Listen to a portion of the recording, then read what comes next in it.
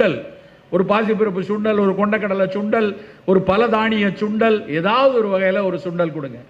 காய்கறிகளை நிறைய துண்டாக்கி சாலடாக சாப்பிடக்கூடிய பழக்கத்தை கொண்டு வாங்க.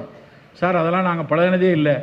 நான் ஒரு வாரத்துக்கு ஒரு 4 நாள் இட்லி மாவு அரைச்சி வச்சுருப்போம் உள்ள. தினம் காலையில் எடுத்து தோசை. பல வீட்டு பெண்களை கேட்டால் நீங்கள் இவ்வளோ நாள் என்ன சமைச்சிங்கன்னா 4,36,000 தோசை சுட்டிருக்கேன் சார். பல பெண்கள் அப்படியே தான் வாழ்க்கையை தோசை சுட்டே அழிச்சிருக்கக்கூடிய அளவில் நம்ம சமூகத்தை வச்சுருக்கோம்.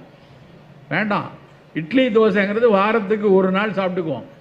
மீதி நாட்களில் நல்ல இந்த மாதிரி சுண்டல், சூப்புனா முட்டு ஒரு 30 ml கடையில் ஹோட்டலில் கொதிக்க கொடுக்குறாங்க, அது வேண்டாம்.